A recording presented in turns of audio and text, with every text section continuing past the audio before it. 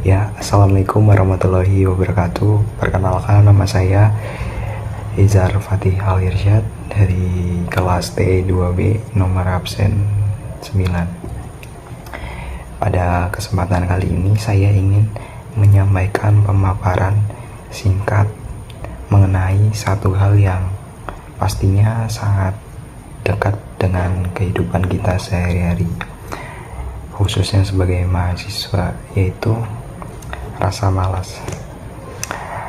Rasa malas sering dianggap sebagai sesuatu yang negatif, namun jika dipahami lebih dalam, rasa malas sebenarnya merupakan kondisi yang wajar dan dialami oleh hampir semua orang. Melalui pemaparan ini, saya ingin mengajak kita semua untuk melihat rasa malas dari sudut pandang yang lebih tenang, serta membahas secara sederhana dan realistis untuk menghadapinya. Rasa malas dalam kehidupan sehari-hari. Dalam kehidupan sehari-hari, rasa malas itu bisa muncul dalam berbagai situasi. Misalnya ketika kita harus mengerjakan tugas yang deadline-nya masih beberapa hari lagi, bangun pagi untuk mengikuti perkuliahan, ataupun memulai pekerjaan yang sudah lama kita tunda. Seringkali rasa malas bukan muncul karena kita tidak mampu mengerjakan tugas tersebut, melainkan karena kita sudah lebih dulu membayangkan bahwa pekerjaan itu akan melelahkan, membosankan, dan mungkin memakan waktu yang lama gitu. Akibatnya kita memilih untuk menundakan, meskipun kita sadar bahwa tugas tersebut tetap harus kita selesaikan. Selanjutnya itu kesalahan umum saat merasa malas. Salah satu kesalahan yang sering dilakukan saat merasa malas adalah menargetkan hasil yang terlalu besar sejak awal. Kita ingin semuanya itu langsung selesai begitu saja dengan sempurna, tanpa melalui proses yang bertahap. Padahal cara berpikir seperti ini justru membuat beban terasa semakin berat. Selain itu, kita juga sering membandingkan diri kita dengan orang lain. Ketika melihat orang lain itu terlihat lebih produktif, kita sering merasa tertinggal, sehingga rasa malas justru berubah menjadi tekanan. Padahal setiap orang yang memiliki ritme dan cara masing-masing dalam menjalani aktivitasnya. Ya, selanjutnya pentingnya memulai langkah kecil. Cara paling sederhana untuk menghadapi rasa malas itu adalah dengan memulai langkah yang kecil terlebih dahulu. Langkah kecil ini tidak harus besar ataupun sempurna, tetapi cukup untuk membuat kita bergerak. Contohnya ketika kita merasa malas mengerjakan tugas, kita bisa memulai dengan membuka laptop atau membaca tugasnya itu suruh ngapain. Nah, kita baca-baca dulu lah, tidak perlu langsung menyelesaikan semuanya. Hal yang sama juga berlaku untuk aktivitas yang lain, seperti membaca buku, misalnya membaca buku, terus olahraga gitu.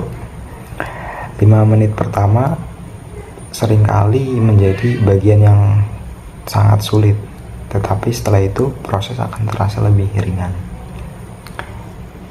Ya, selanjutnya itu ada hubungan antara tindakan dan motivasi. Banyak orang berpikir bahwa motivasi harus datang terlebih dahulu sebelum melakukan sesuatu.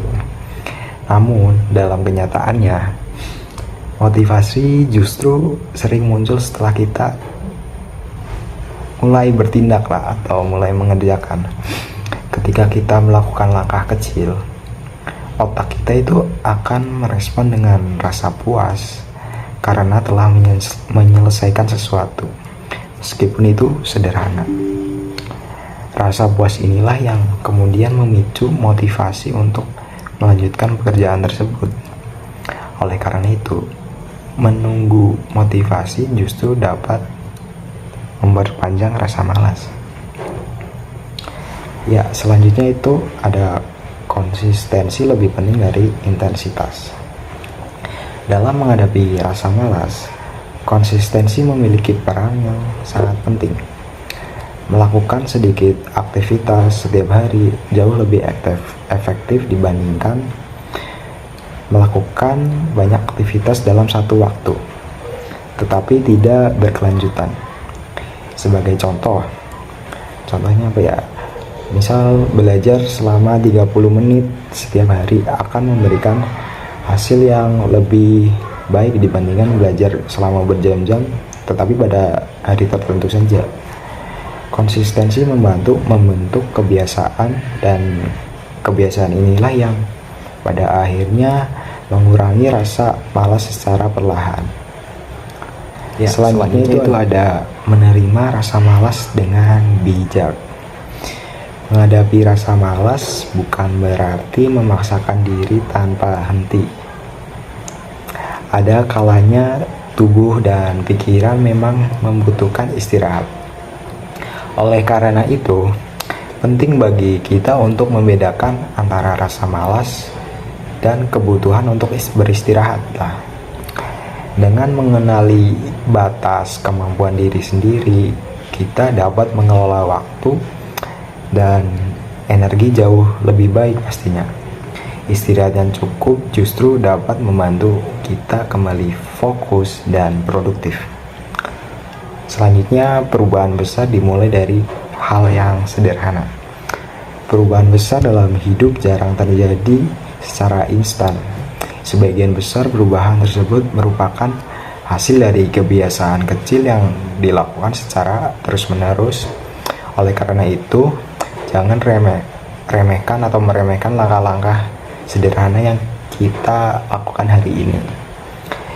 Ketika kita menghargai proses, kita akan jauh lebih mudah menerima ketidaksempurnaan dan tetap melangkah meskipun perlahan.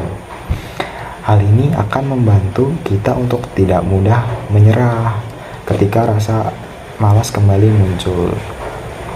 Sebagai penutup, dapat disimpulkan bahwa rasa malas merupakan bagian dari kehidupan manusia dan tidak dapat sepenuhnya dihindari. Namun, rasa malas dapat dikelola dengan cara yang sederhana, seperti memulai dari langkah kecil, tidak menunggu motivasi datang, serta menjaga konsistensi dalam melakukan aktivitas. Semoga pemaparan ini dapat memberikan sudut pandang baru dan menjadi pengingat bagi kita semua bahwa perubahan tidak selalu harus dimulai dari langkah yang besar, tetapi dari keberanian untuk memulainya, sekecil apapun itu. Terima kasih atas perhatian yang telah diberikan. Mungkin mohon maaf jika ada salah kata yang saya ucapkan atau bicarakan. Assalamualaikum warahmatullahi wabarakatuh.